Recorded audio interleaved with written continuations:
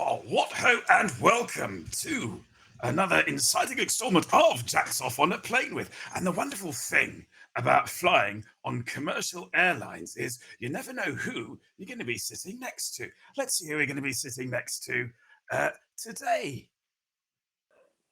Well, it's award eligible writer Justin Lewis. Hello, Justin. How are you doing? Hello, Jack. How are you? I'm very well. I'm very well. Welcome to the flight.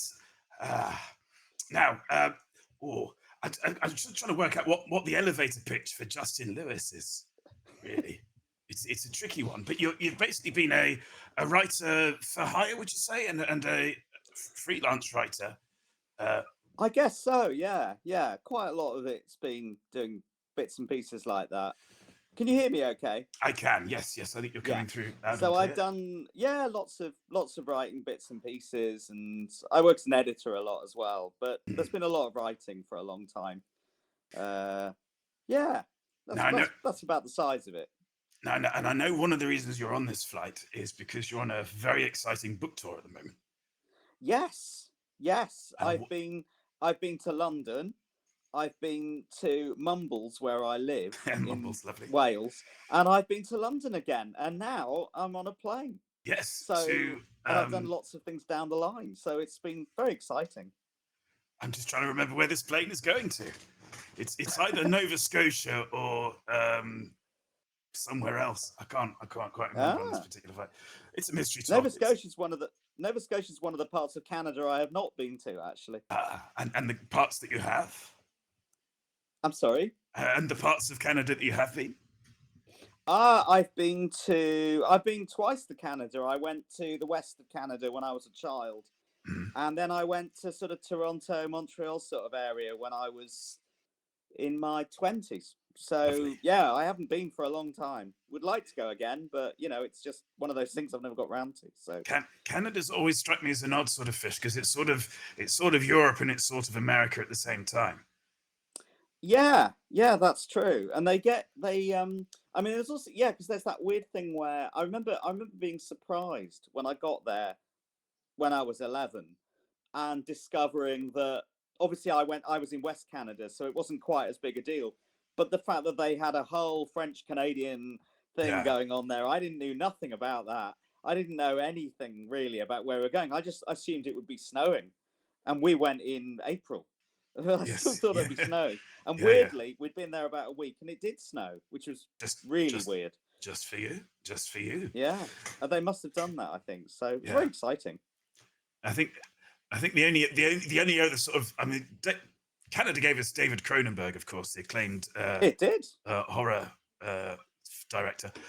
Also, I think the main point of cultural point for me is it's also where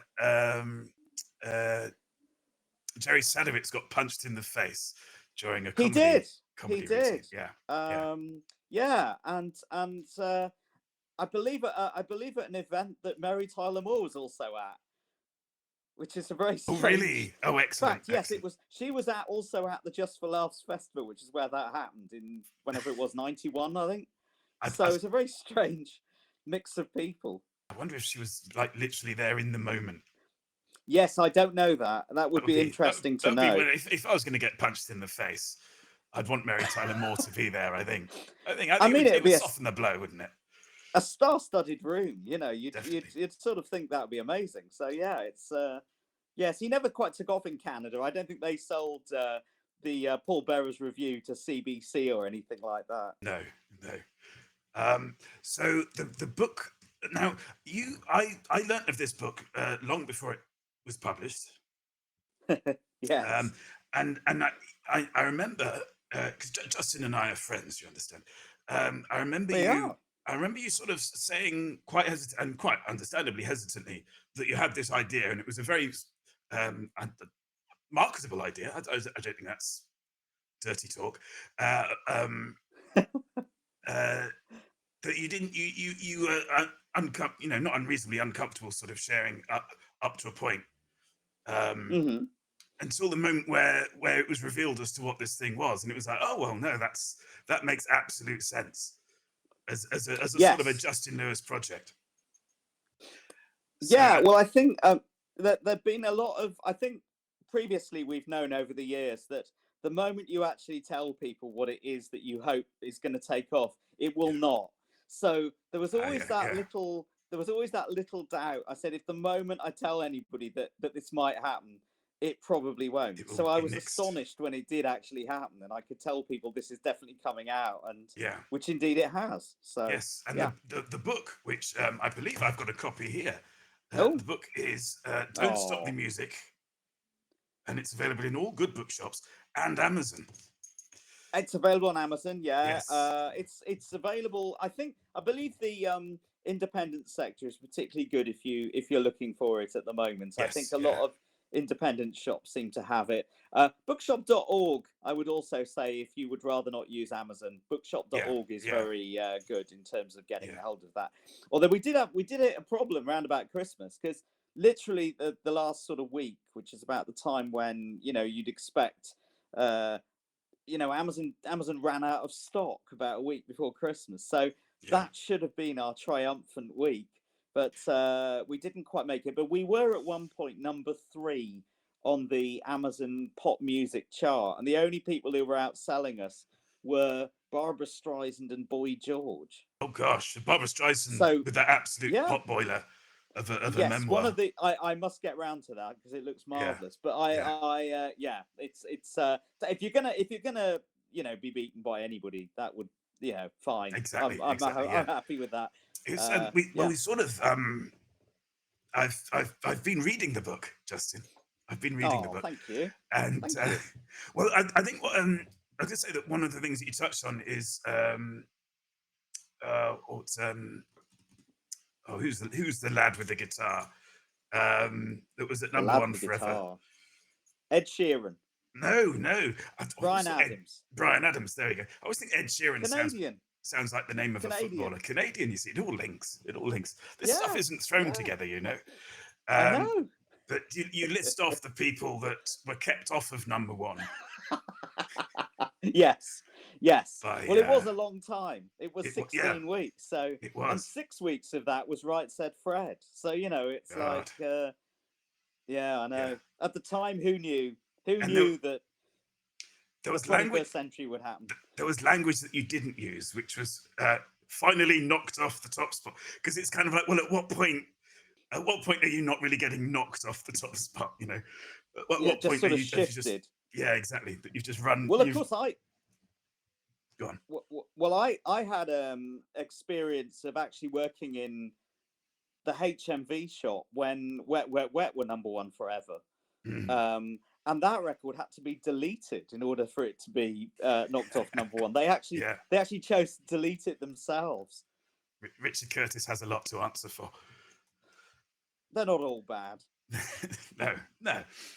Um, uh, yeah. So you say in the introduction as well that although so I should explain as well that the book is essentially it's 366 days of the year, Yes, and what you do is you go yes, through like between sort of 3 and 5 things that happened on that day in music yeah, history.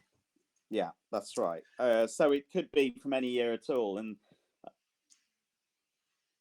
ooh, Oh yes, sorry, that's I think the pilot just letting us know that we'll be taking off shortly.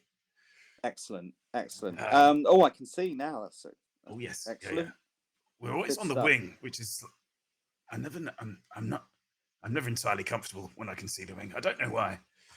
It's because things It's like wobble and having a move. pillar out. It's like having a pillar outside as well, isn't it? It's Yeah. like going to the theatre and you're stuck behind that. You can't, it's one of the. Yes. I didn't think we were in the cheaper seats tonight, but I don't know. Yeah, Maybe we are.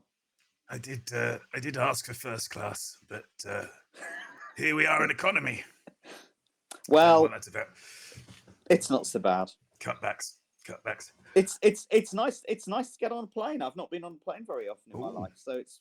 I've only been about 6 times, We've- and I'm not afraid of flying or anything. It's just it's been that's how it's been. I've always enjoyed it, and I'd like to do it more, but I just never did holidays for a long time. I think that's what it was. Yeah, I've just been And alerted. now, We're going to have to destroy the illusion. momentarily because Okay. we're not getting game sound. So let's see if I can do this without Okay. without compromising ourselves. I don't think we Oh no, can do actually, that. can I do that? That's the bunny. Right. Oh. Oh no, come on. Oh. We're getting there. We're getting there. Yeah. Oh. Sound settings. This is a familiar thing. It's basically the sound has a delightful way of resetting itself in Windows. Oh, I see. We can I've rectify got to say, this. this is the quietest flight I've ever been on at It's the moment. suddenly become It's very like, quiet, hasn't it? I think that's it. Oh, yeah, there we go. There we go. They can now hear the flight. There we are. And we are moving. Yeah. We are moving. Right. And so you sort of warn the reader in the introduction that although it's laid out, and I think you say, you know, you're only human, you are going to look up your birthday first and foremost to see what happened on there. That it's worth reading cover to cover, essentially. That it's constructed like when I like a book, that was really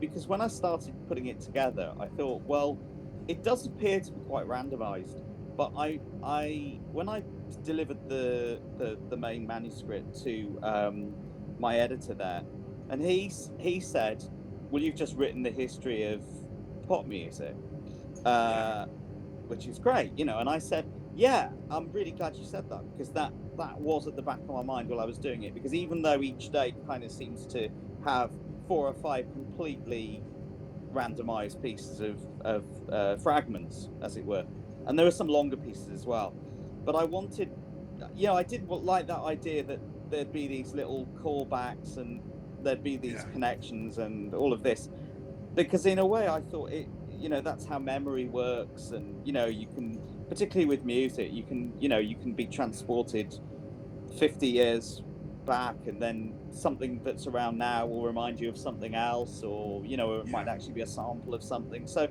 I just thought there was a nice sense, and to go really recent as well. I mean, there are some 2022 and 23 items in there as well. And I mean, I didn't come up with the title "Don't Stop the Music," but in a sense, it's a perfect title, because it's also about now. Yeah. Which actually not many people have asked me about that. It's not been, you know, I generally have had so far, it's been, you know, a nostalgia troll, and I totally get that. But it's also about where we're going. Yeah. In terms of music as well. So, yeah. One of the things that struck me was that you get the same story sort of happening again and again in different forms, and different stories for different periods of the music. So for sort of 1950s and 60s, you get like 2 or 3 times you get people who are called in to work on an absolutely legendary track, and you find out that they were only paid sort of 200 quid for the day, and that's it, and that's all the money that they ever earned from it. That's right. The records that are, you know, famous to this day. I mean, and in a way, you know, it's why for a long time, I mean, this doesn't happen so much now, it doesn't seem to, but you know, all the big artists ended up in court at some point, like trying to get a bit more money, or you know, some terrible contract they signed that they had to get out of, and everybody from, you know, Elton John to the Beatles to, you know, whoever was sort of involved in things like that. But I mean, there are people who got paid next to nothing.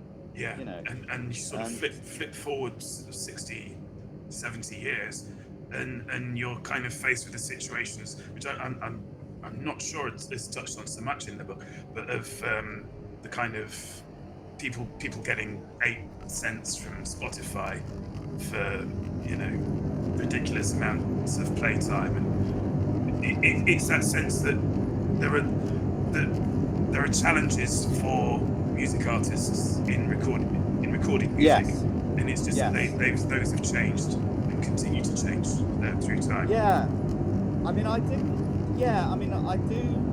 touch on this a little bit. It's harder to really judge this at the moment, because I think we're still in the middle of it.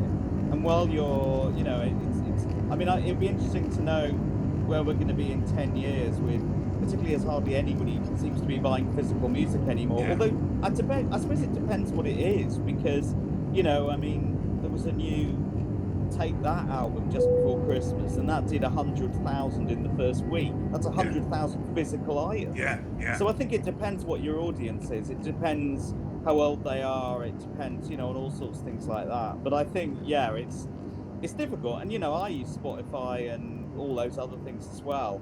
But there comes a point where you go, okay, I've listened to that record quite a lot. It's now time I went out and bought it. Absolutely. Or at least got it off, or went to Bandcamp. Or, well, not that we can use that anymore. But, you know, or, you know, other places where you can, you know, or just go to the website of the artist and, you know, chuck them a tenner. You know, it's like, it's sort of, and, you know, and the thing is, you feel like you know, I feel, maybe it is a moral thing, I don't know, but because I'm so used to the days, the analog days of buying, you know, if you wanted something, you either taped it off the radio or you went out and bought it, you know, and so as a result, you know, I find if I've played something 10 times, you think, well, yeah, I probably should, you know, it's, and the thing is, I think with some of the major artists, you sort of think to yourself, well, I think they'll be fine. I think they'll have the sponsorship deals and it'll be on an advert.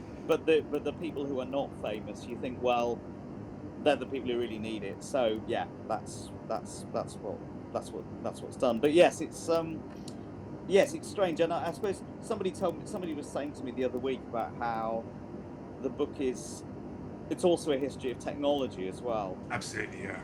Because, you know, I mean that idea that we would be able to find pretty much any piece of music on demand was just not a thing I even imagined. You know? That was the thing of I'm getting towards the end of July in the book. Yeah, And one of the things that slowed me down in reading it is that you are reading it alongside technology that allows you access to pretty much anything that's in the book instantly. Yes. And there were moments there where I think the first sort of standout moment was, and a fantastic fact as well, was Peggy Lee's Is That All There Is?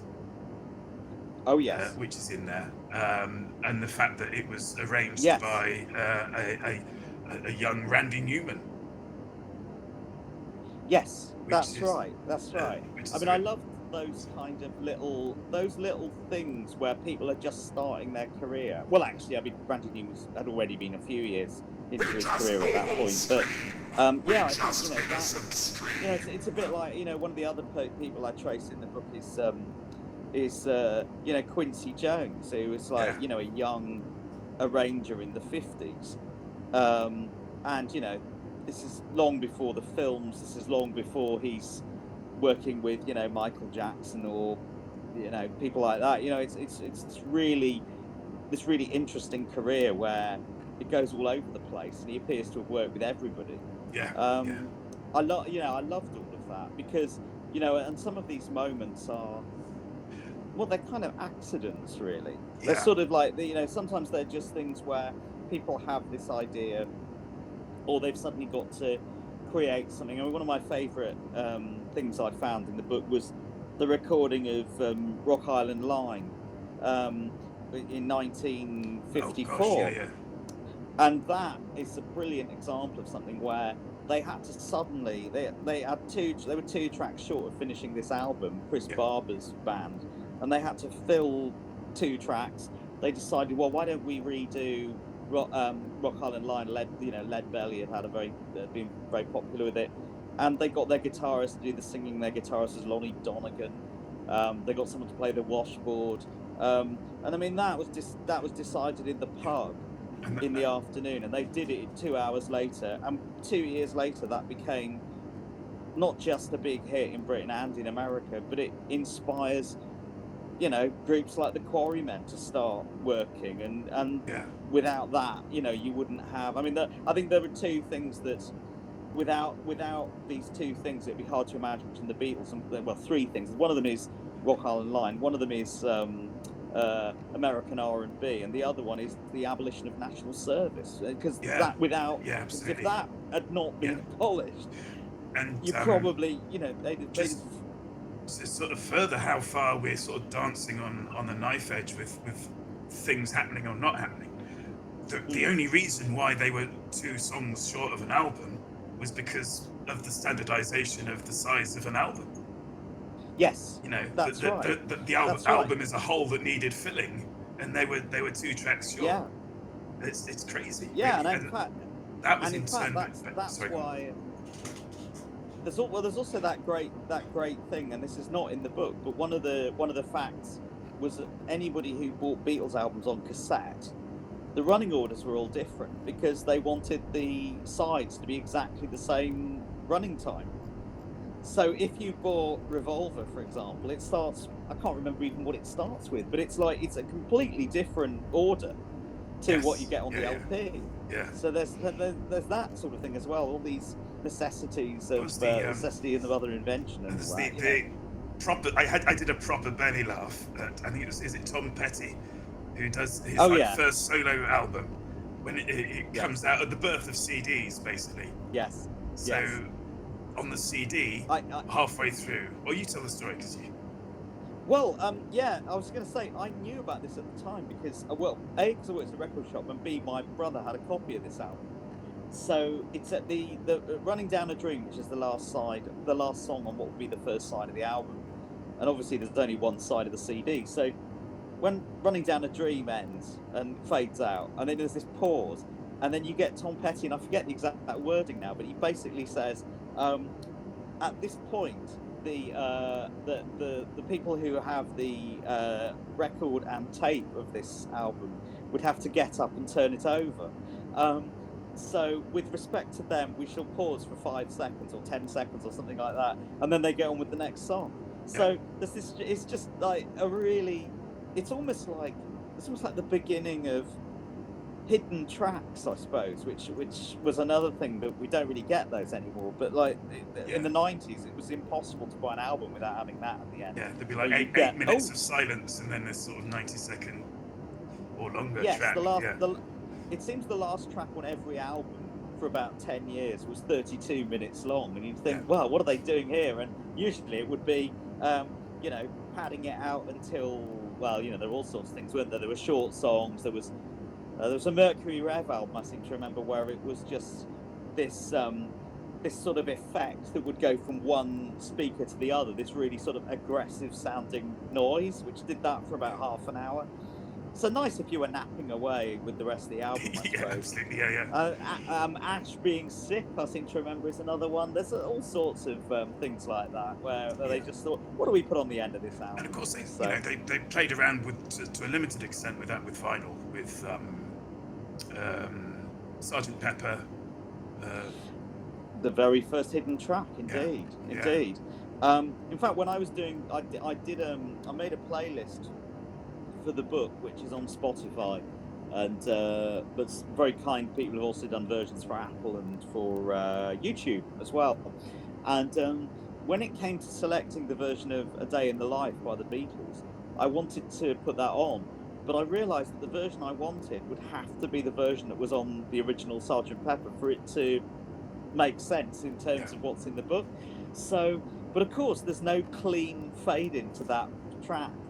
So you immediately get rather one of those sort of abrupt, you hear the crowd noise at the end of the previous track as it kind of fades in. So it's unfortunate, but I thought, well, I've got to include that version because it is slightly eerie as well, because you've heard, when you hear that long piano chord fading, or piano's chord fading away, and then you just get this 15-20 seconds of gobbledygook, which must have absolutely terrified people when they first put that on.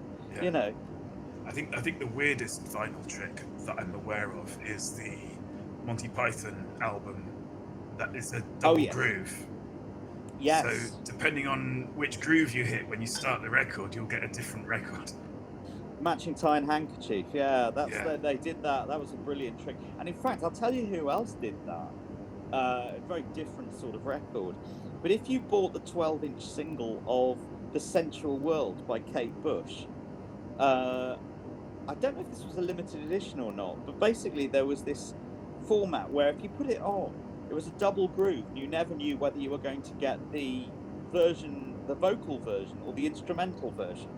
It was Wow. completely randomized. Yeah. And of course, the album came out a couple of weeks later anyway, so you'd have been happy Yeah. with that. Yeah, But there's that weird thing of like surprising the listener, something of quite. going to the trouble to do that. You know, Yeah. it's like, And nice, there's something quite weird as well of waiting for the lyrics to come in, knowing that they might not come in. Of that kind of like, are we there? Are we there yet? I had when I first started buying records. The first LP I had in my collection was Parallel Lines by Blondie, and I remember because I had a little turntable of my own, which I had for Christmas that year, and I remember putting it on once and thinking, why is some of the instrumentation missing? And what I hadn't quite realised at that point was obviously that you know there were two speakers, and that if if it was turned one way, you and either I had done this or someone had done this, but I had a genuine sort of 20 minutes of trying to just think, where the hell have half of Blondie gone? Which of course is, you know, actually that's what's happened. Half of Blondie are no longer in Blondie anymore. So you had this sort of the stereo panning ability on some stereos. I did.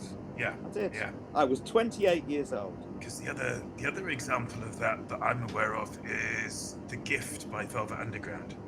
Oh yes. Which is John Cale. Am I getting my Johns right?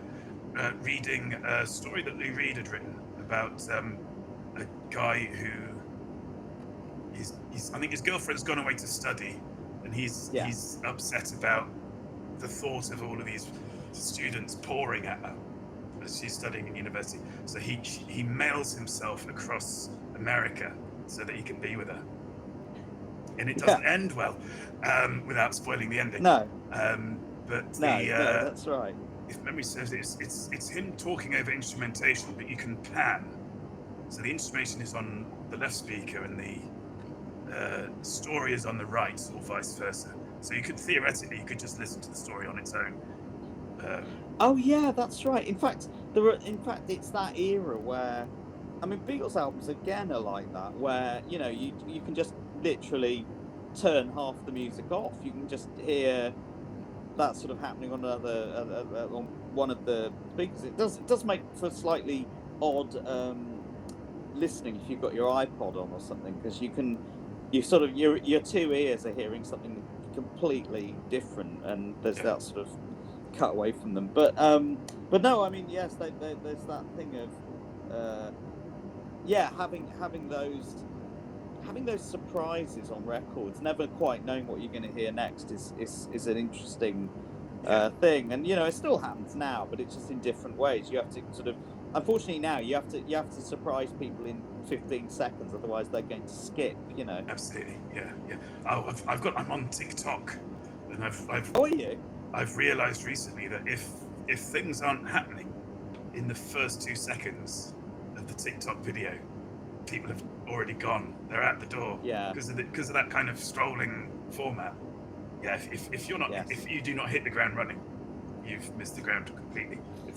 That's an interesting point about music now, is that how, you know, I listen to a fair bit of Radio 1 now again, and one of the interesting things about that is how records have become very, very short again. You know, singles are now, you know, mostly under 3 minutes and quite a lot under 2 minutes.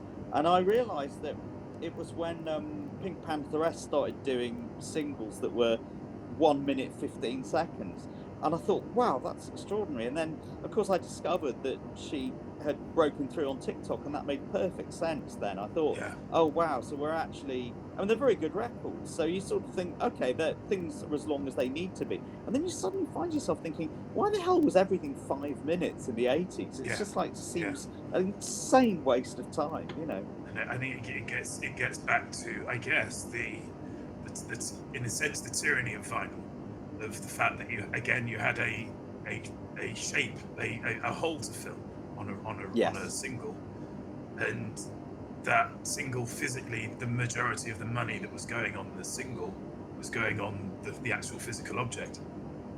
Yes. So I guess Yes. to some extent it was like, well, if I can cram 5 minutes onto this, then that's 2 minutes more of value than a 3-minute track. But it Well, sort of there's almost becomes quantifiable in that sense. yeah. Are you familiar with? There's a Public Image Limited track called Fodder Stomp, and it's the last track on their first album, and it's about 8 minutes long, and they spend quite a lot of the track telling you that they are making this track basically fill up the rest of the album. They Yeah. keep doing this kind of chant to tell you that this is you are listening to us filling up the album, basically. Yeah. And it's just hilarious, but at the same time it's kind of like that this was a necessity because they needed to get to a certain time. There was this much time to fill up on the. I mean, I suppose they could have put out a very short album, but Osric 40 on the subject of long songs, we've got some comments in chat. Osric pointing out that radio DJ toilet breaks are also a factor, which is absolutely. In fact, I think was it Mark Radcliffe. There's a particular record I think that Radcliffe would always put on. Is it? Which basically just meant that he was going for a pee. I can't remember the track, which makes it a slightly flawed story. Well, when Ken Bruce was on Radio 2 all those years, there would always be, after his pop quiz was on, there would always be like quite a long record after it. I mean, when I say long record, sort of like 6 minutes generally. It wasn't a massively long record. He didn't put on Blue Room by the Orb, but it was. But he did put on like a 6 or 7 minute record. And often MacArthur Park, and the idea was that people often would say to him, "Oh, is it because you wanted the toilet or whatever?" Yeah. And he said, "No, the reason we used to do it was that we felt that we'd had a lot of speech for 15 minutes or so because we just had this quiz on, so we decided to just have a long track with music." Yeah. To sort of balance it out a bit, and that was, and obviously, I think maybe if he did want to go do that, would be his moment. But that was. But yeah, I mean, there's always these things. I mean, I think especially if you, were working in a radio station late at night on your own, and you're literally the only person in the building, then I suppose you probably would welcome the chance to put on long records. Karamba in chat raising the flip side of this, which is of course Napalm Death. Oh yes. Well, and I mean, because we've just had Steve Wright, R.I.P. Exactly, but I mean, he played "You Suffer" by Napalm Death a number of times on his afternoon show in about 1988 or 9, whenever it came out, and this was because there was this idea that records. I always think of this thing John Peel used to say about music, which was that it's all very well. It's like it's like a sort of a you can take it very seriously, but also aspects of it are meant to be entertaining and even funny, and you can kind of celebrate that. And I do think that obviously there's a pejorative thing about humour in music, but I think does humour belong in music? Does humour belong in music? Well, indeed, and I mean Frank Zappa divides the world, doesn't he? But like in that sense, I mean, I know people who can't, who couldn't live without him, and I know people who can't abide him. So it's as you know, the boyfriend and I go and see a fair amount of avant-garde music. Yes. And so much avant-garde music is patently stupid and ridiculous. Yes. And yet you look at the audience and they will sit there in stony, stoic, contemplative silence. And I remember, and again names.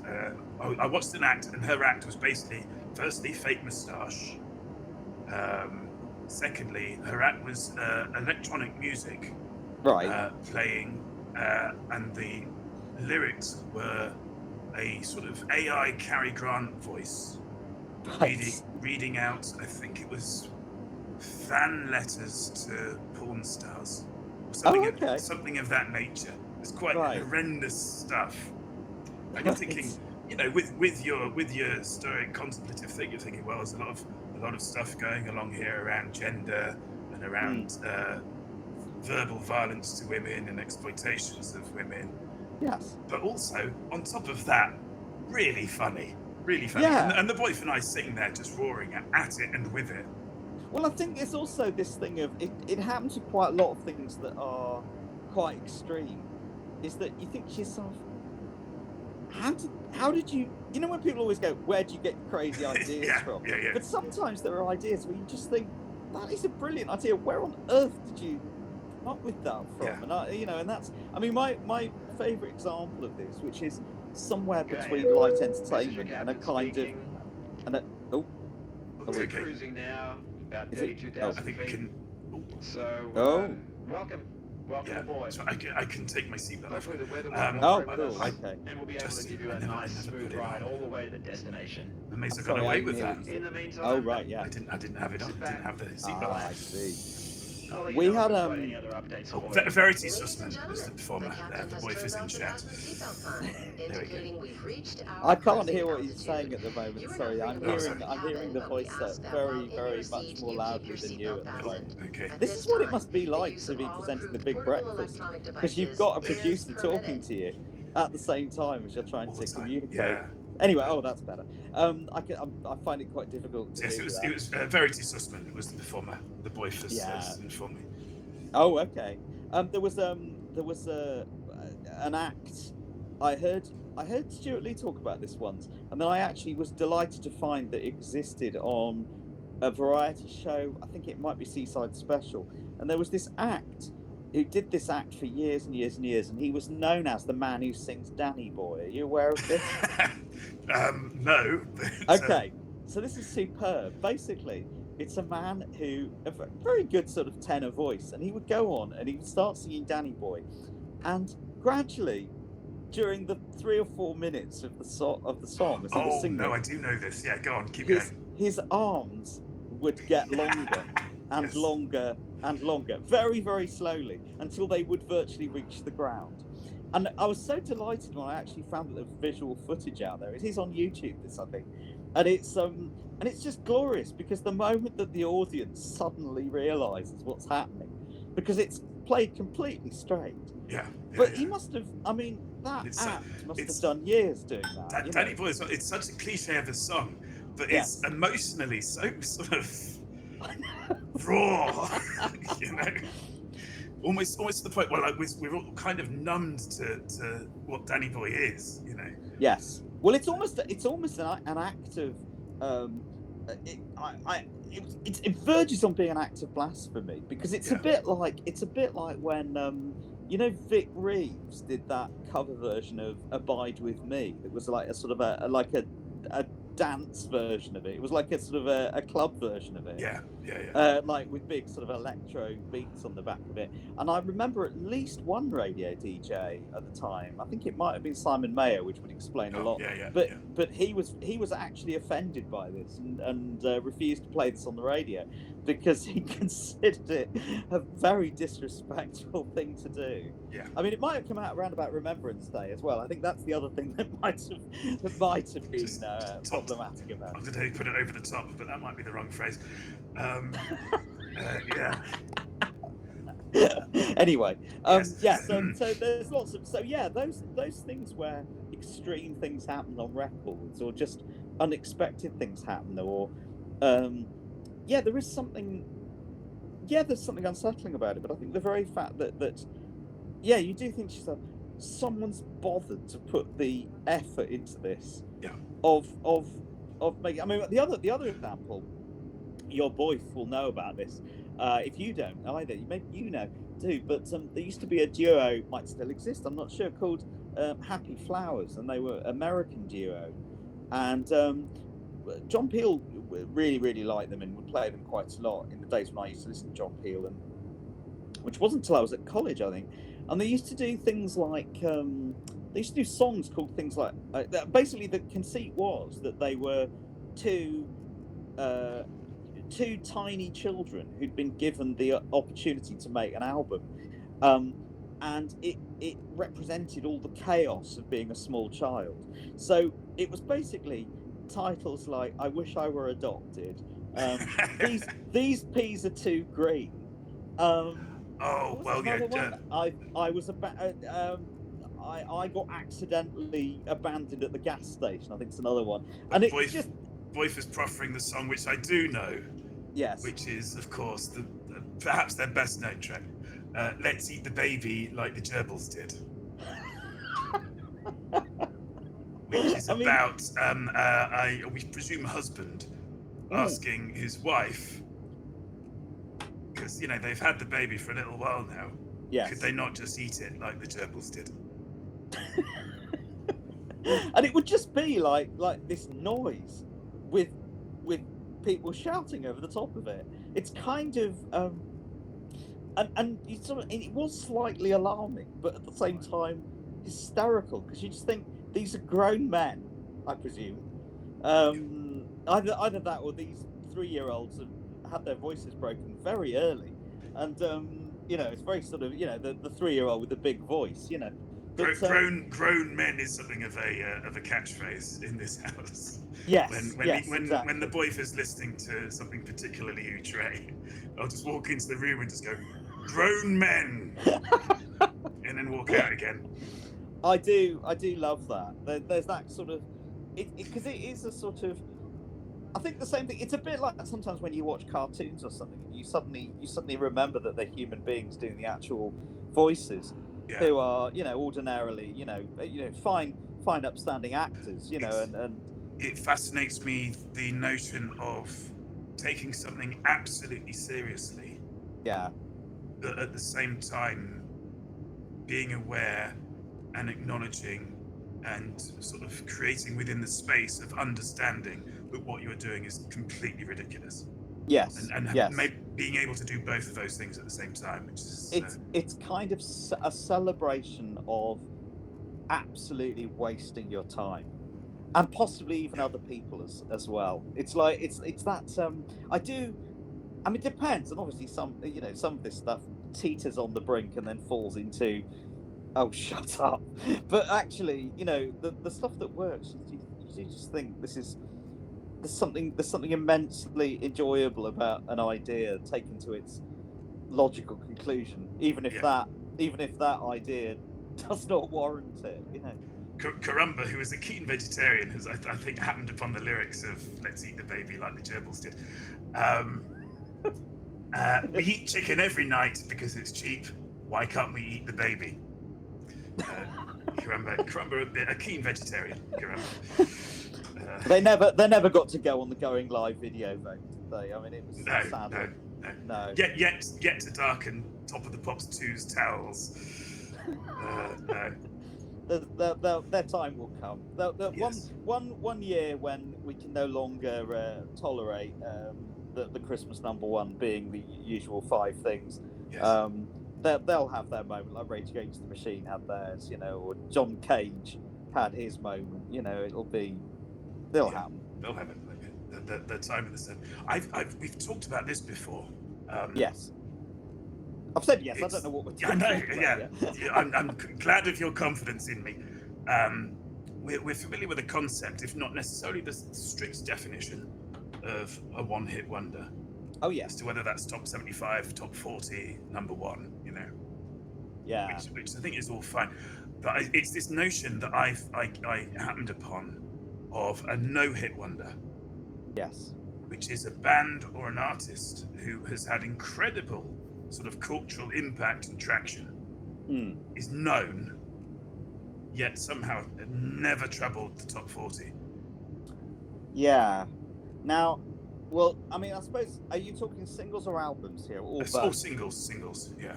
I mean, obviously you get certain acts that never release singles. I mean, Zappa would be one, wouldn't it? Yeah. I mean, I suppose Van Morrison, really. Or, I mean, Led Zeppelin famously didn't release singles, but, you know, in this country anyway. But, I mean, they're basically albums acts, really. And, but also, I think it's more likely to happen now, because in a weird sort of way, I mean, I'm astonished by how many things I hear on the radio and think, well, that's clearly a hit, isn't it? Because I don't really look at the charts anymore, and I don't know who does, and there are people in the industry, and so I'll go and look at the chart and see where the record is, and it's nowhere to be found at all. And or it's a record from a couple of years ago, and you look and it got to number 45 on the US alternative college rock charts, but it didn't get anywhere on the main singles chart. You think this is really weird, because I think we got so used to in our formative years of, if anything, even if something wasn't quite a hit, it was sort of like it was in around the books. You could sort of you'd find it would be in Guinness, and you could, God, is that all it got to? But these are things that don't even get there, and so there's something very unusual now. I think it's very fragmented. Guinness Book of Hit Records, which is not that's the title, isn't it?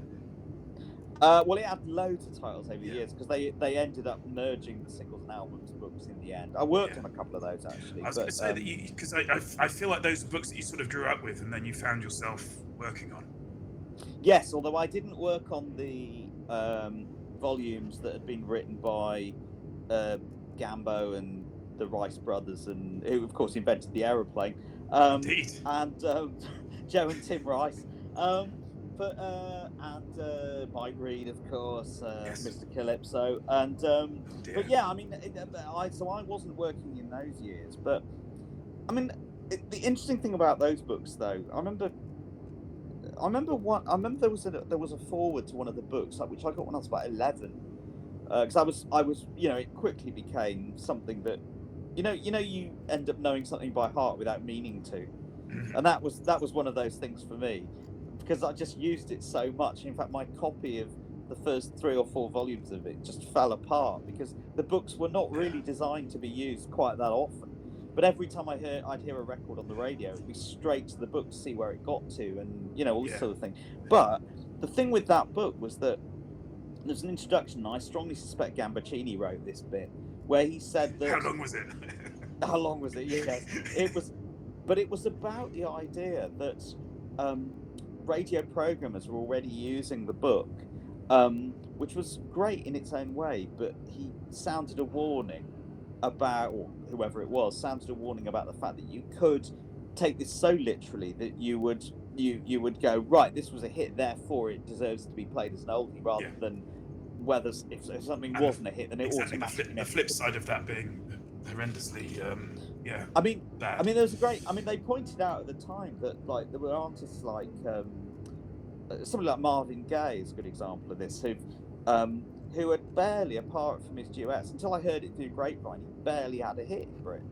And whereas in America he'd had about 20 hit records or something. I mean, loads of his 60s records didn't get hit anywhere here.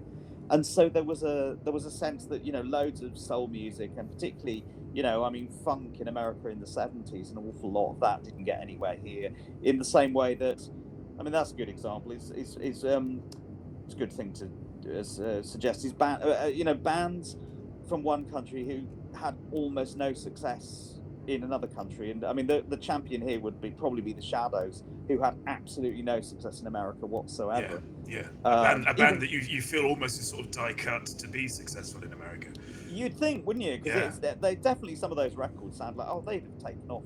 Because if Telstar could be a number one in America, so could the Shadows. But weirdly, even though Cliff Richard had quite a few hits in America, again, I mean, I suppose in a weird way, you're selling the Americans back something that they've already invented. And I suppose as well, you're selling what America sounds like to us, to America, which is quite a convoluted sort of thing that might not land. They might not enjoy looking into that particular mirror. Yeah, I mean, I think this is one of the other reasons why. I mean, I know I keep going back to the Beatles, but it's difficult when you're writing about the history of pop music. When you're talking about it, it's hard to avoid the Beatles, because it's this boulder that's in the way, and you're trying to sort of cover it, but they're at the beginning of so many things, but they, that I suspect that the reason that one of the reasons they took off in America was the sort of the image was not really something that America had, and also I think it's they also brought this kind of, there was British humour, northern British humour, which got on those records and in the interviews, which I don't think they quite had anything like that before. But yeah. Anyway, the Beatles. I It's think sort they'll of be massive. just You know. to draw a mad parallel and leaping into a subject that I don't really know very much about, Okay. but just from reading the book, Yeah. is BTS and this kind of cultural revolution Yes. in pop artists that BTS sort of constituted in Korea, and this notion that it was they'd gone from a very sort of controlled space to this kind of like, no, we want authenticity, we want you to be real, we want you to be based, as the common parlance has it. Yeah, I mean, I have mixed feelings about it in some ways, because although I think that, I mean, it's good that they have a management structure that will enable them to do this, because a lot of boy band managers over the years would not have been so keen on that. So good luck to them. But the other thing I find a bit, it's one of the only things I have a slight problem with pop music now, is that I find that because everyone's got to write about themselves a lot, Yeah. and so it kind of, I think that would be quite, I think that could be quite limiting. Yeah. Well, it's the second rap album problem, isn't it? Where the first rap album is about struggle, the struggle on the streets, or trying to make a name for yourself, trying to make a way through, and then the second album is, I doubt all of my friendship because now I have money and I'm surrounded by people who do not, and it's not an experience that they necessarily share with their audience, and it's something gets lost very quickly, I would say. And I think, a good example of that is I love this record, by the way. I love it as much as the first record, but the second De La Soul LP, which came out, which has, which is basically sort of a kind of frustration with the previous album, which I'm sure in a way they were fond of. But the trouble was that everyone said, "Oh, you guys, your Daisy Age thing, and you're always so positive and all this kind of thing." And you strongly suspect that the album's success slightly took them by surprise. Yeah. And that they were defined in this way, which they might not necessarily recognise. So they suddenly had this slight problem of, how do we keep this going, and what do you do with the next record, and how do you become, again, like Peel used to say about The Fall, always the same, always different. How do you keep that going with a long career? And I mean, it's to their credit that they did it. That they continued to make interesting records. Never again with the same kind of commercial success, but I mean, they made all their albums are great. Who was it? Was it 3 years, something months and 2 days of their life? The Arrested Development album. I can never remember this either. It's but that's the other. I think the flip side of the difficult second album problem is that they, that was the title reflecting the point at which the band was formed to the point at which they signed, and that's not that long, I would have thought, in music terms, three and a bit years, but I guess not. But then point, I suppose, But the point is how long after that do you have for the second album? Have you got like 3 years of tracks, and then for the next album you've got less than 10 months? I think it was 2 years or something for the next album. But they called it, I can't even remember the name of it now, and it began with Z. It's quite a good record, but I'd have to Google it. And enjoy the flight. Thank you. I think we can order our drinks now. Oh, excellent. What are you going to have? No, apparently we can't. I usually have orange juice and pretzels. Oh, an ideal combo. Are they not letting us? Are they not letting us in? They're not letting us order yet. Oh, we're not barred, are we? We might have been. There was an incident when Terence Hampshire was on the show. I don't want to shame the squid by going into too much detail. Okay. Oh, there we go. See options. Cool. But plumbing was involved. That's what I'm going to say. I think, actually, I'm going to have a soda water, I think. Oh. I can't read the menu from here. What's it got? We have water, soda water, Uh-huh. cola, ginger ale, orange juice, apple juice, tomato juice, beer, white wine, or red wine. Do you know what? White wine would be lovely. Thank you. Yeah. If that's not too Yeah, grand. not at all, not at all. Yeah, that would be lovely. White wine it is. Cool. I'll drink it on your behalf. Thank you. Yes. Thank you. Yeah. So it's So yeah, I think that thing of what are we talking about? Yeah, having like owning your sort of material and owning your Yeah. life in terms of writing about it.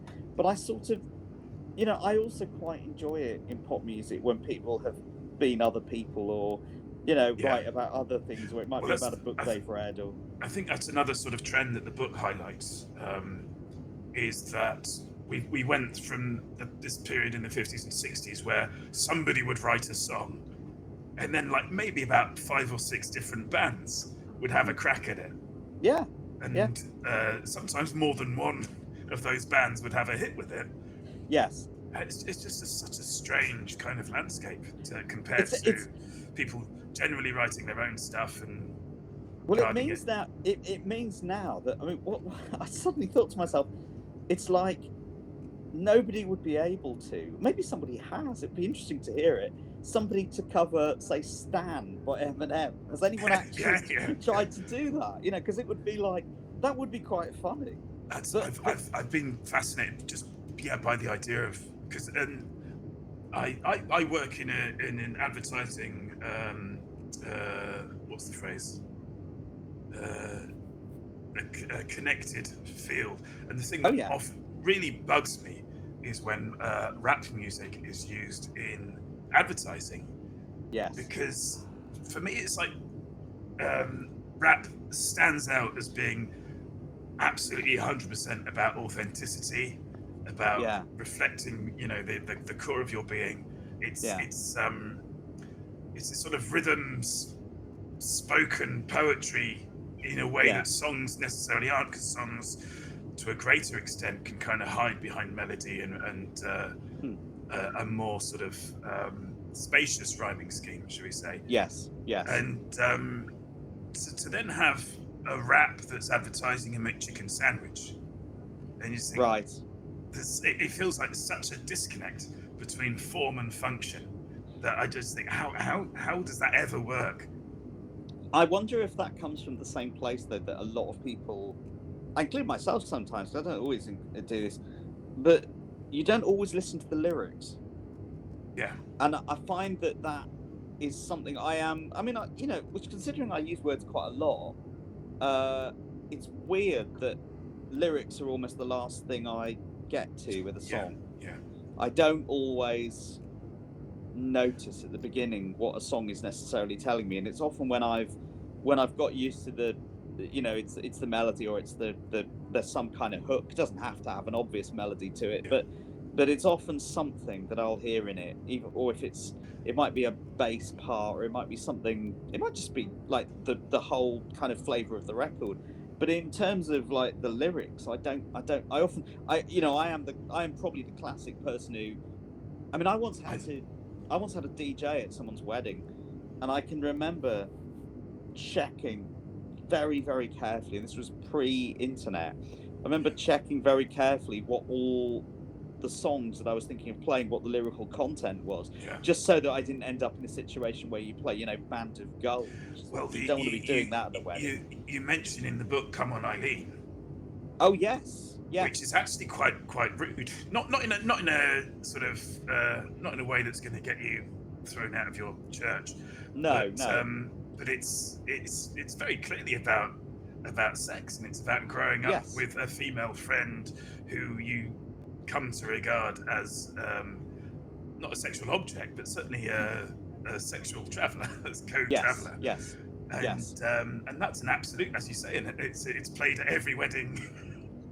It is, and Yeah. and something I realised about it is that, and I didn't make the connection for years, but I remember when I used to go to weddings as a teenager in the 80s, when I got invited to them, and at every reception, the one they would play there was, which I don't think is about sex, is "Congratulations" by Cliff Richard. Yeah. And it occurs to me that that does exactly the same thing that Come On Eileen does, which is that it stops dead and then it starts again and gets faster and faster and Yeah. faster until it gets back to the chorus again. And congratulations, that's exactly the same thing that Come On Eileen does. Yeah. And I suddenly thought, what a weird connection. But yeah, Come On Eileen, and Come On Eileen, and again another record that we're so used to hearing, we forget how goddamn weird it is.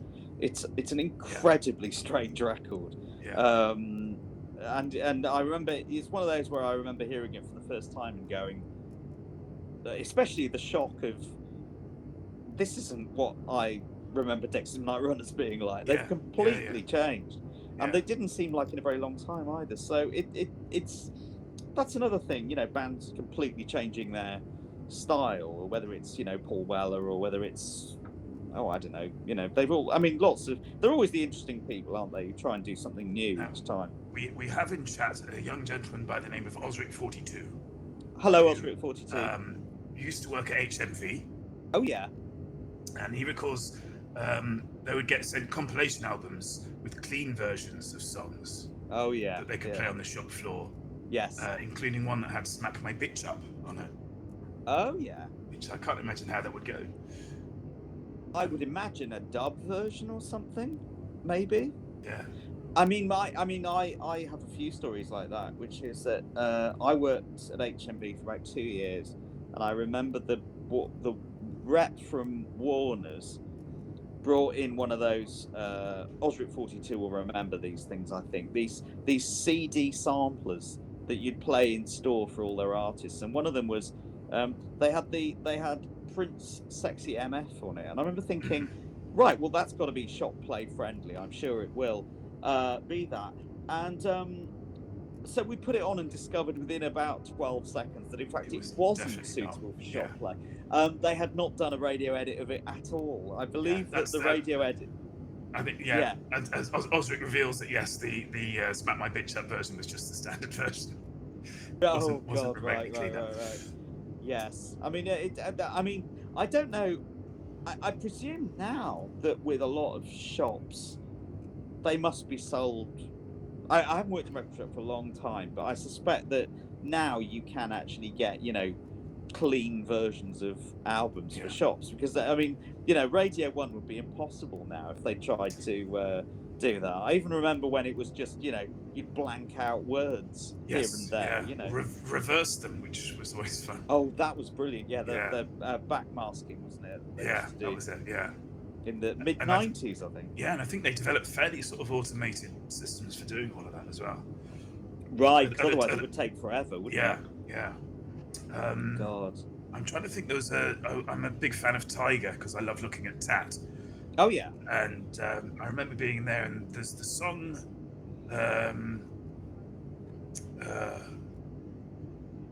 I think it's a song that's in like quite a famous indie film, and one of the lyrics is about. It's like you did a little dance and you pulled a little. You pulled a little face and you did a little dance and you shook a little turd out the bottom of your pants. and that just came out over the tunnel. I'm thinking, I don't want to shop in here now. This shop is dirty. Although that's quite mild by the standards of what it could have been, I suppose. Yeah, quite right. But that would. Yeah, I think there's lots of those. My favourite hearing an unexpected record in a shop. I'm sure I have mentioned it on Twitter a number of times, but I was once in a shoe shop in Nottinghamshire and heard "Child in Time" by Deep Purple, which I have to tell you is not an easy record to buy shoes to. When you've got that and you've got Ian Gillan shrieking at you for 10 minutes, it's not the easiest thing, really. Not really. But Metal Machine music. Music not for airports. Music not for airports. Yes. Yeah. No, I think. Metal Machine music is I think, I don't know. Does the boy go for that album? I imagine he probably certainly. I think we have it, but I don't think it gets much play. I think once you've got the idea, it kind of you're there. Okay, I'm there now. Yeah. Oh. Speaking of the Beatles, the Yes. Beatles. I think one of the really, I think so essentially just for the people who've come in subsequently, we're discussing Justin's book, Don't Stop the Music, available everywhere. Not everywhere. But, It's available everywhere. everywhere what Literally. sells books. It's available on buses. Yeah. Oh, can you imagine getting a book that's been read by a bus? Sorry, that was a terrible idea. How would that even work? You've got to try these things sometimes. They're not necessarily, we'll just see what happens. Absolutely. I was trying to think of a bus pub to do with literature then, and I couldn't. Hello. Believe me, the effort was there, but it just wouldn't come. I think we're about to get served. Oh. Yeah. Yes. So, Don't Stop the Music, a year of pop history, one day at a time, takes a 366-day year and tells you what happened in pop history on each of those days. Yes. And as a result of that, it kind of puts some stories through something like a blender, in a way. And I think it's most. You sort of mentioned that you can't really talk about certainly British pop history. I would say world pop history really, without mentioning the Beatles. And I think it's the Beatles in the book that it's the most sort of kaleidoscopic, in that you're spanning quite an eventful, relatively short career, really,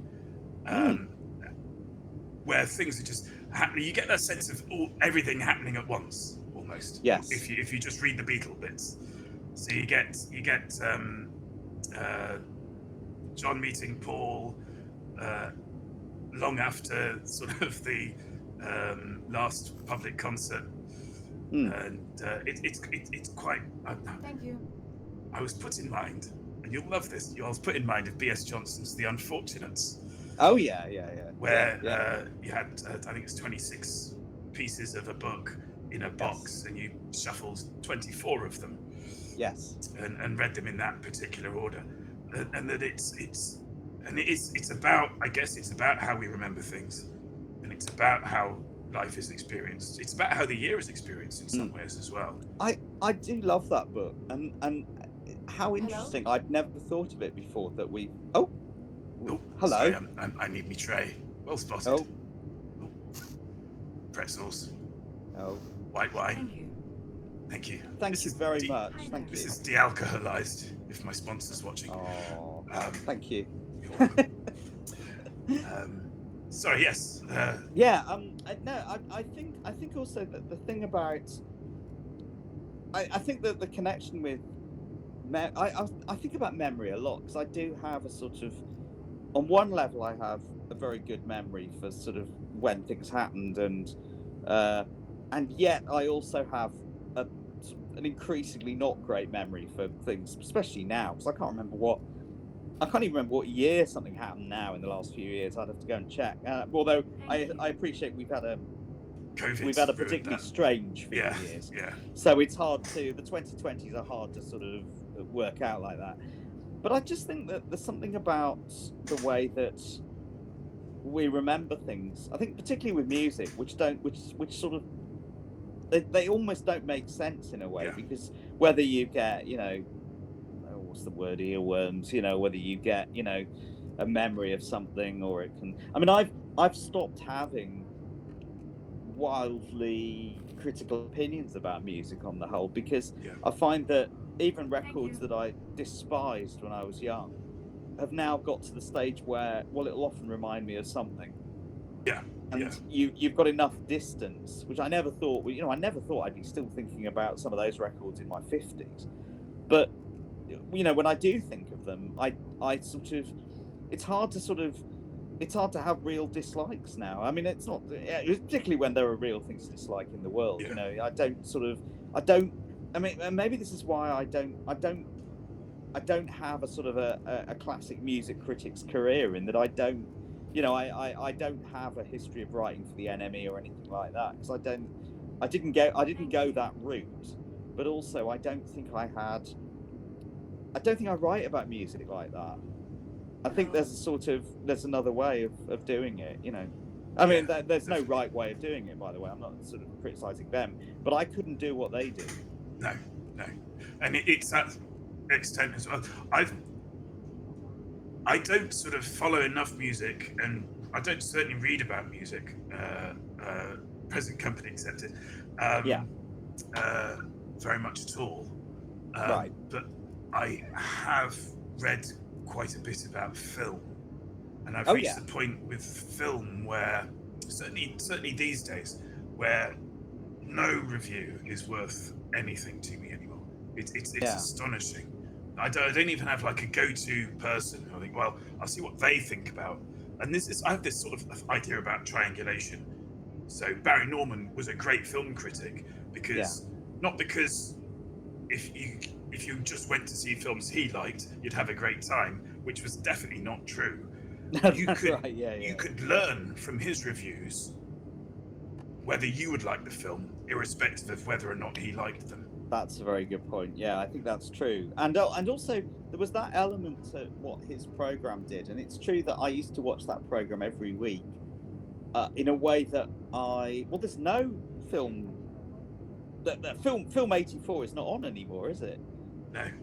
Not I think it's not even Jonathan called Ross sort of. It's not even called Film 84 Was it anymore. Claudia Winkleman as well for a time? I can't Oh, remember. eventually, wasn't it? And probably Mark Kermode on it, I think. Yeah. They did try that thing of thinking, well, let's get someone in who is a film critic, and let's get someone else who is a good presenter, but isn't that arsed up one way or the other. They did try it. Sorry, go on. I was only going to say that the thing about the Barry Norman years, though, when he was doing that, and it went for other things too, was that you would watch review programs because there weren't that many outlets to even hear what was out, or to see what was out. And so and I think when I started buying newspapers, obviously you'd read the film page, or it went for telly and things like that as well. You'd always read these people. But I think the problem now is that it's not necessarily that it's not just there are so many voices, it's just that you don't know, you don't really have a sense of consistency. No. And so I just I don't know what to do with reviews now at all. The problem for me, or the realization I've had over the last sort of couple of years, is that reviews aren't measures of accuracy, they're measures of outrage, in that essentially every film has to be either the best film that's ever come out ever, or, and like 99% of the time it's the worst film that's ever been committed to digital celluloid or whatever film is put on these days.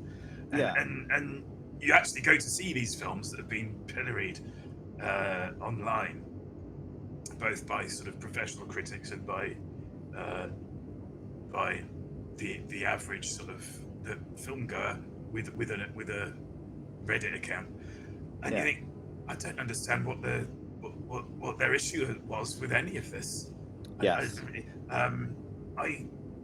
Dial of Destiny came out, and it was a travesty. It was a terrible send off for Indiana Jones, and I went to see that, and it was like, no, this is beautiful and charming and heartwarming, and a very poetic and heartfelt send off to the franchise.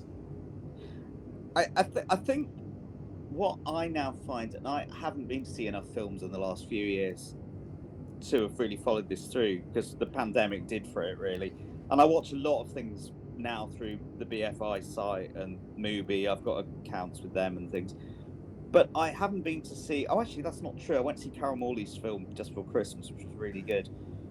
But I generally find that I try now, if I'm going to see a film, I try not to read very much about it before I go. Not because of spoilers, but just because I just feel that there's a weight of expectation that nothing can possibly live up to if you read too much about it. And I think particularly with franchises, with films that have sort of franchises attached to them, because you've got this kind of my own taste is that if I was faced with that, is to just go and see a film about characters who have not been in a film before, and just and that will be 90 minutes or 2 hours, and then you'll watch something else. Yeah. And I don't know whether that's just an attention span thing or just because it's one of the reasons that I've never really got into. That's right. That's right. That wasn't for us. Oh, we're right. Is it? I'm Okay. gonna binge my pretzels. Okay. Oh, okay. Um, Yeah, I was just going to say that one of the reasons that I'm not, and before everyone jumps down my throat, I like Doctor Who as an idea, but I don't really know that much about it, and I haven't seen that much of it. Yeah. And the part of the reason is that, although I watched a lot of the old Doctor Who when it was on, I never felt that there was, just thought there was the weight of its sort of cultural footprint and how many people knew every story that there'd ever been, and you know, particularly when I started to use the internet, discovered that out of all the people who were interested in old television, I must have been one of the 6 people who weren't particularly bothered about Doctor Who, and everyone else knew everything. I think I think it was Alan Carr. He sort of nailed the problem with Doctor Who. I think before even it went off the air, he noticed that you had people criticizing the heck out of it who had grown up with it. Yeah. And that he's basically saying that it couldn't possibly have ever been as good as they seem to think that it was. Right. Yeah. And that actually, essentially, they were assessing it against some sort of imaginary version of the show that had never really existed. And I think with fandom in general, more and more these days, there's a sense that it's almost like how you prove how much you love a particular franchise is by how much you hate it. Oh God, and I think I fell into that trap early on online, because I mean, a good example of that I think is you know, I loved Chris Morris's stuff. I still do love a lot of Chris Morris's stuff, but when they did the one-off Brass Eye special, which I did not enjoy, and I remember, and at the time I was sort of faintly furious about it. I don't know how much of it was performatively furious, because obviously once you're online, some of that is going to filter through. I think I'm right in saying it wasn't fury at the sort of the content and the subject matter. No, it was just this isn't as good as the series. Yeah. Which that's all really. And but I think it sort of made me think, after a bit I thought, now was it that I was too much of a fan of the series, or you know, because you can become too connected to something. Yeah. And sometimes it's not a bad idea to step back and go, okay, I still love the series. I still think that special's not very good. He's done things since I like. So you just sort of, you do kind of, I mean, maybe it's just getting older as well. You just get a bit more measured about these things. I don't know. Do you think, to some extent, because I feel like this might be true for me, the more stuff that you have created, the less precious you have gotten about the things that you love. Oh, yes, I think that's true, because I do think it's kind of interesting that ladies and gentlemen, we are now making our final approach. Please take this time to double check your seatbelt and ensure it is indeed securely fastened. Flight attendants will be passing around the cabin one final time to we got a while before check this. and pick up any remaining trash. Thank you. We'll be on the ground shortly. Hey, yes, I mean, I really, you know, loved.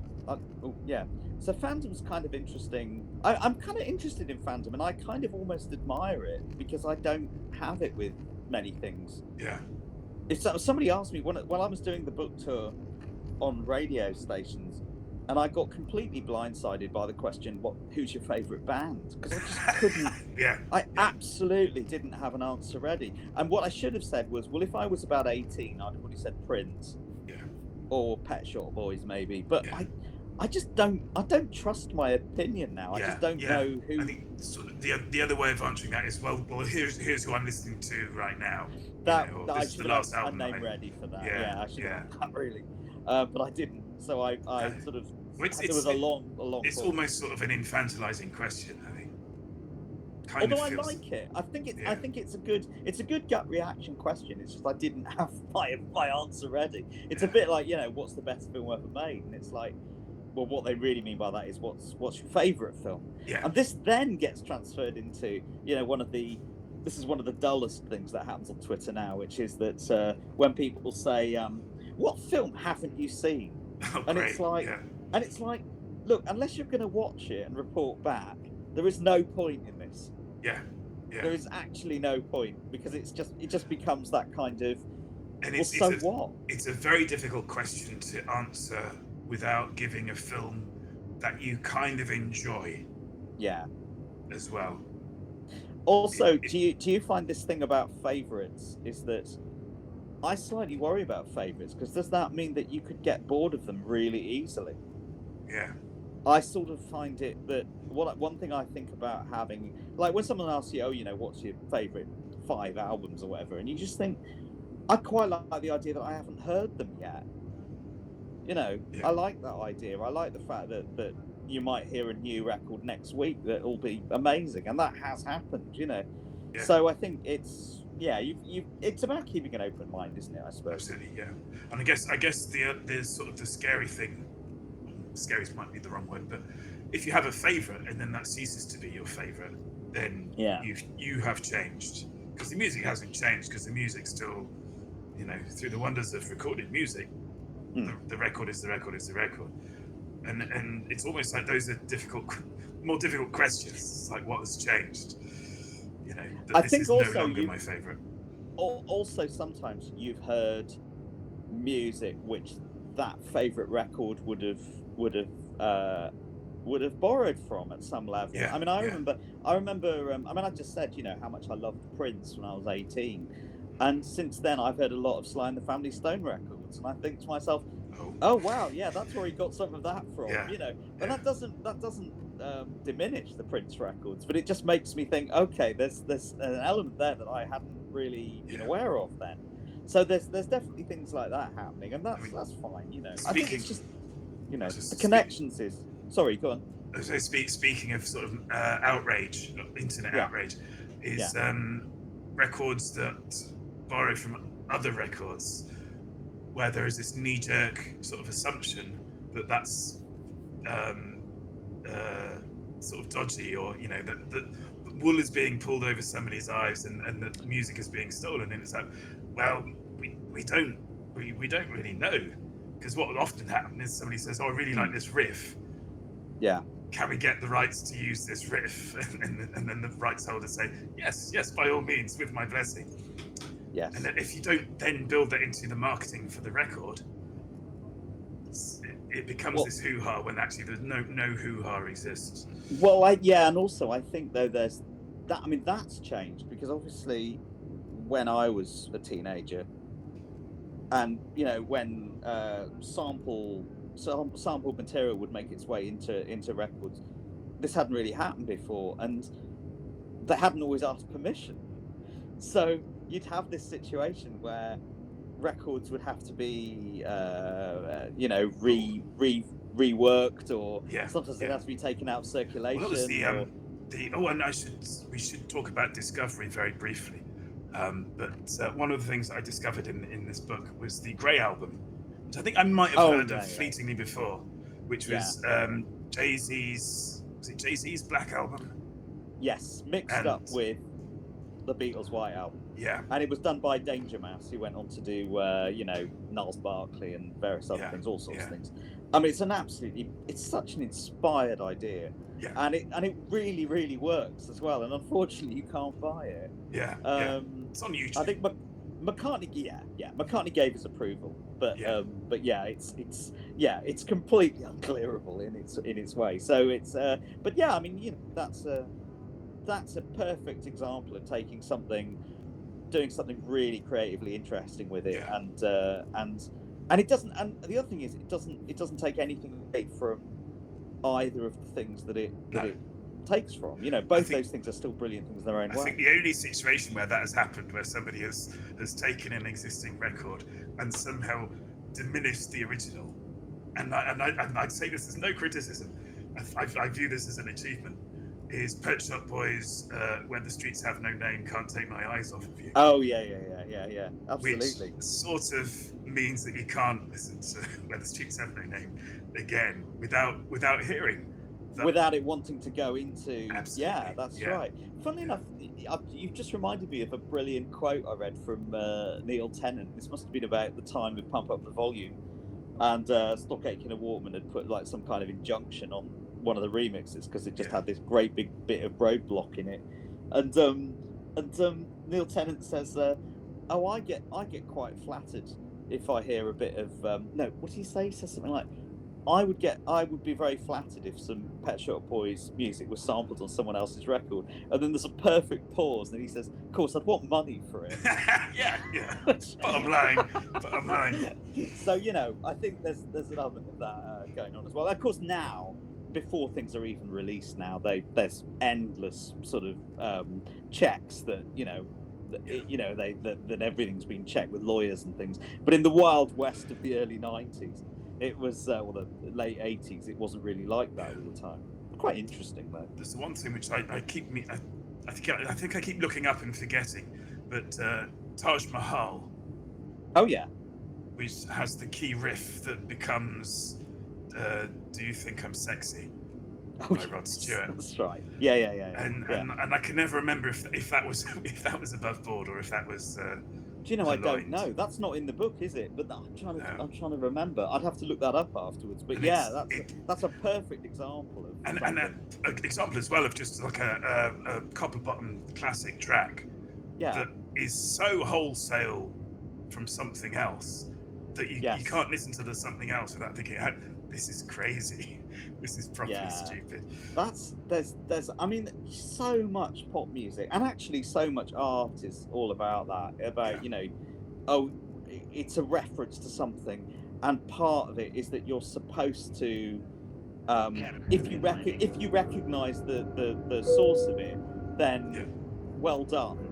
But you don't have to know that in order for it to have significance. I mean, that's in a lot of things. It's sort of like when New Who references classic Who.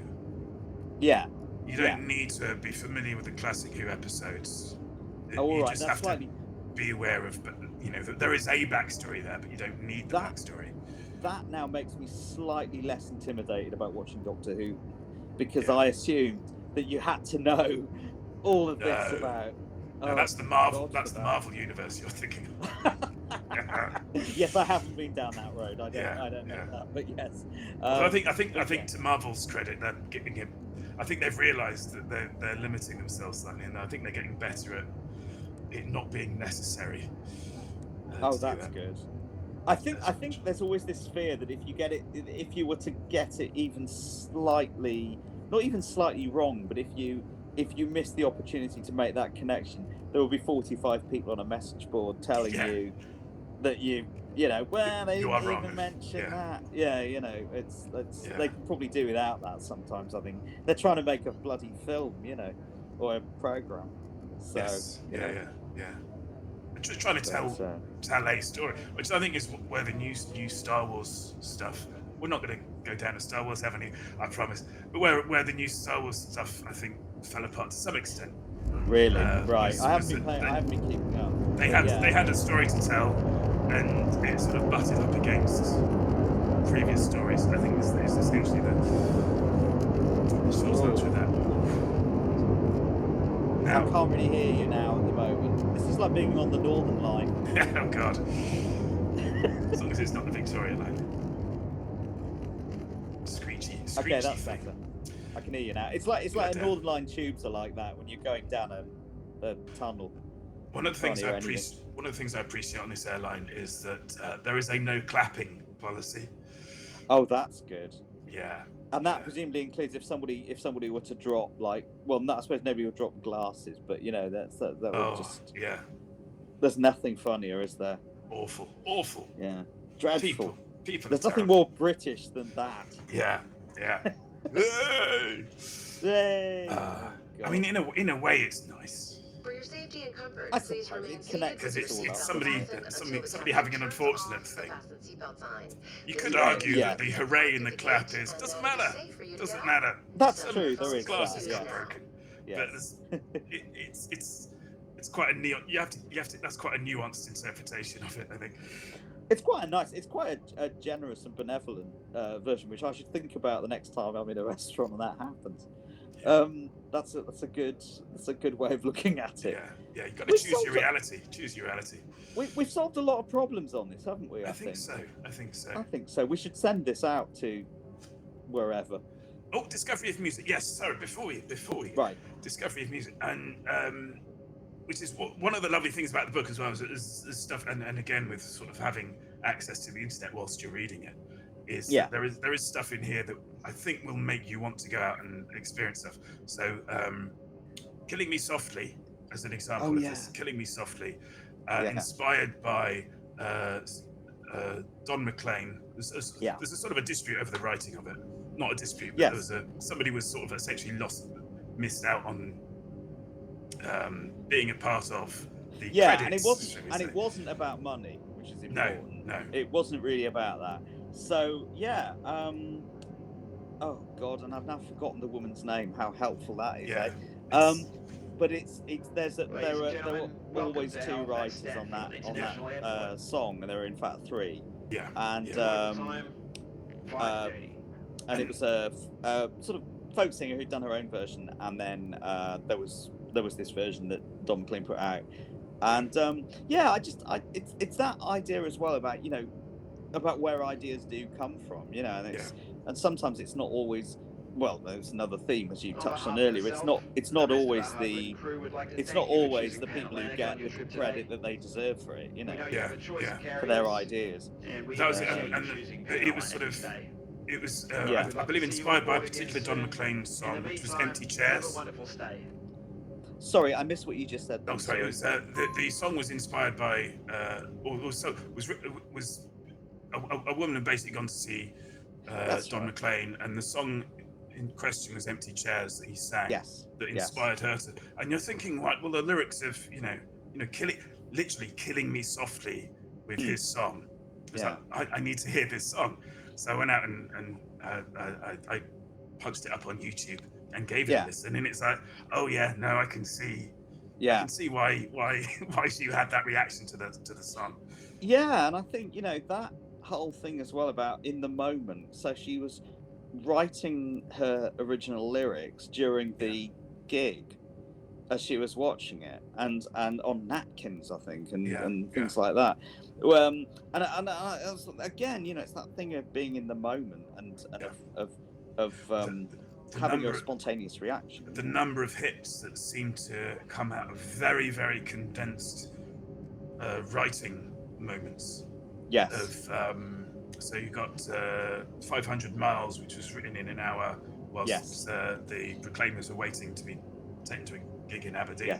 Yes. And you have I need to double check this because this isn't in the book, but Cecilia, Simon and Garfunkel track Cecilia, right? Where the label had basically said, "This is great, but we need a commercial track. What have you got?" Okay. And generally speaking, the last thing that somebody wants to hear when they're getting to the fag end of an album is, "Have you got a hit for it?" Yeah, well, nobody knew, I suppose, that the title track was going to have that impact on Bridge Over Troubled Water. But the only So Long Frank Lloyd Wright, which I know is a record we both love, but that was never going to be a single in anyone's world, was it? And it was essentially a sort of a farewell letter to Art Garfunkel. Oh God, yeah, that's right. Yeah. But I think those records though. I one of the things I had to take with a pinch of salt eventually when I was doing the research was people saying, we wrote this in 15 minutes. And it's like, well, you might have done, but it depends what you mean by wrote. Because if you got this idea from 10 years ago, have you written, the beat? I always think of, I'm sorry to go back to the Beatles again, but Lennon and McCartney writing a few hundred songs before they even wrote Love Me Do. You kind of go, you've had practice. You kind of know. Sort of, you've got little ideas, and sometimes it's just about connecting those. I'm probably misquoting it, but I think it's in the trailer for the Bob Marley film. Oh yeah. he is asked, and I think this is also a quote about a famous painter as well. If somebody says, "Oh, it's not like when did you write that?" Yeah. And he says, "All my life." Yeah.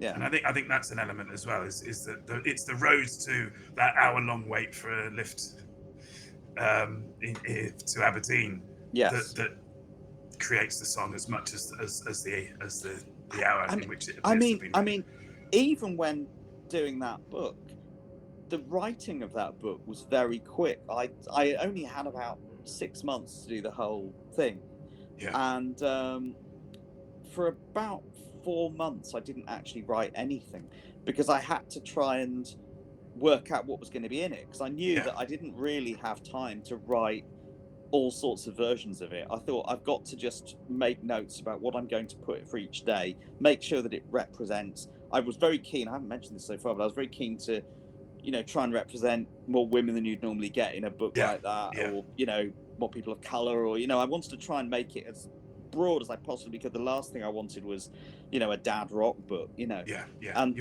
think you have to go out of your own kind of. Oh God, and there's nothing duller, because those books have been written. That's the other thing. All those books have been written. It was time for something new, and also I genuinely think that those people are not written about enough. The last thing I wanted was a Rolling Stone type thing. But I mean, so it meant that until the last 2 months, I hadn't really written any of it apart from the introduction, and I thought, right, now I've got to. But once I knew what was going to be in it, it was easy. Because I just thought, right, that I know exactly where everything belongs now. But that was, and so I think when people, I mean, it might well be that there are some people who've written a song in 15 minutes and well done, from nothing, from no inspiration whatsoever. But I suspect more common is that people have had little germs of ideas floating around for a long time, and they all meet in a perfect storm. And also there's somebody saying we need a single to be recorded tomorrow. Quicken. And it's amazing how you find your idea once somebody says that. So. Dancer in the Dark, which I think is the other.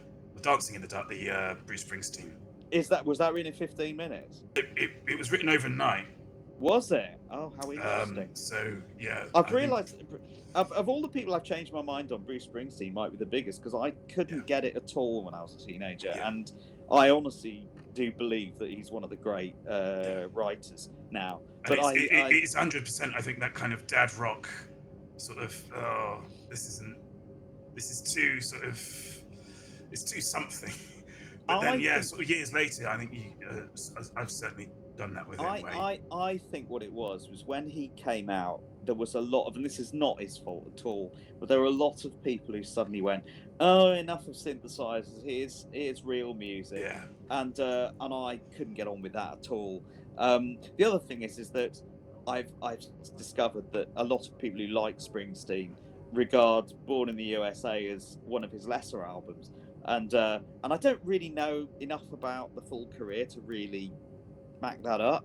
And it's got a few. I mean, Dancing in the Dark's a brilliant song, but it's like, but it's just it's hard to sort of know. That's another thing. It's hard to sort of really gauge. It's part of what enables him to make the albums afterwards, But I think also it's that thing of, I mean, we're all know enough now to go that Born in the USA is not. It's not quite the song Ronald Reagan thought it was, Yeah. They keep making the same mistake over and over. So let's use this. Listen to it. Yeah. We're not in Come and Eileen territory, but come on. No, exactly. Yeah. So but it's good. Anyway. Well, Justin, we have arrived. I believe it or not, had a list, and I think we've done quite well here. Accidental hits. It's been lovely. In the audience. Oh yeah, that was it. It was this sort of post hoc sort of thing, which I find it is interesting, and I'm glad it's there. It's just this strangeness of being notable when somebody is in an audience for a particular concert and then go on to form a band. Oh yeah. Which is always fascinating, of like who saw the Sex Pistols. Yes. Mick Hucknall. And the strangeness of it, I think, for me, is that you are talking about people who are going to go on to form bands. So they are all musically engaged in a way that predisposes them to do that, which is why they're at a concert, if that makes sense. And it's also the patterns as well, where you think, oh, they've spotted something in there that makes them think. I mean, one of the ones is, there's things like Roy Orbison sing Elvis, which is just brilliant, you know. But my other favourite one is discovering that Madonna's first gig was David Bowie. Yeah. And that is really interesting because you straight away there get that sense of theatre and making it, you can become anything, you know, and that sort of. You're kind of plugged into a compare and contrast exercise, aren't you? And completely, you think, yeah. Okay, that's what. And it, I was going to say as well, because it's sort of you had that thing at the introduction about taking it as a book rather than a sort of a toilet read, dip in and out sort of thing. Although it works as that as well. Oh yeah, absolutely. But yeah. But it's the first entry, and it kind of I'm getting to that age where I'm a bit emotional at everything. You know. Yeah. A young person says good morning to a stranger old person in the street, and I will start weeping. And if I can maybe finish on this, I don't know, because I think this says something about what music is and the power of music, and it is one of those stories of somebody being in the audience. So 1st of January 1958. Oh yeah. Johnny Cash plays the first of many concerts at San Quentin State Prison, California. He and his band are touring the west coast of the US when they are asked at short notice to take part in the traditional New Year's Day extravaganza staged by the San Francisco Musicians Union for the prison's 4,000 inmates. Accepting the invitation, Cash appears on the bill alongside dancers and a 17-piece jazz ensemble, although his bass guitarist Marshall Grant is forbidden from bringing in a toy pistol, the standard prop in their stage act. In the captive audience is 20-year-old Merle Haggard, serving a 15-year sentence for petty crimes. Cash had the right attitude, Haggard later recalls. He chewed gum, looked arrogant, and flipped the bird to the guards. When he walked away, everyone in that place had become a Johnny Cash fan. Granted early parole in 1960, Haggard later embarks on his own career as a country and western singer. In 1969, the same year that Cash's at San Quentin live album is released, he guests on Cash's national TV show, where the pair duet on Sing Me Back Home. I am going at that point. 3 years later, Haggard is pardoned for his past teenage crimes by the governor of California, the future US President Ronald Reagan. And wow, you know, just like what a powerful, transformative thing that music can be. That and that was, that's the very first entry in the book, I should say, and that I realised, because obviously the 1st of January, when I was asked if I could write the book, the first thing that came to mind was I went, 1st of January. Oh yeah, Top of the Pops 1st of January. Okay, I can do that. But I always was thinking, I want something else. It seemed too obvious to start with Top of the Pops, and I thought, let's see if I can find something else. And when I found that story, I thought that is perfect, because that absolutely gives you a sense of where the connections could lie. Yeah, we're going to go to some unexpected places. So that was perfect. I'm really glad you chose that one. Actually, you're the first person who's actually gone with that as an interesting entry, and I'm really glad about that, because it seemed like the obvious place to start. Yeah. And it was kind of like it's like you fulfilled the promise that was made in the introduction, like right on page 1, and it was great. Oh, I'm delighted to hear that. That's brilliant. Thank you, Jack. Thank you. Well, we are here in Nova Scotia. I think it was Nova Scotia we ended up in. So your third visit to Canada. I know, and I've not been here before, so I'm looking forward to that. Thank you. Good. Thank you for some interesting conversations this evening. Thank you. It's I felt like I didn't have to do much work, Justin. Oh, thanks. Which is always welcome. Very easy chat. Thank you. And, take care, Jack. Yes, take care. Thanks to everyone for tuning in. Take care. Okay, I've not pressed that button before. No, that didn't work. Okay, all right. In which case, yes, we will be back. I will be back on Tuesday with some chatting. But yes, once again, thank you, Justin, and thank you, everybody, and good night. Good night, everyone.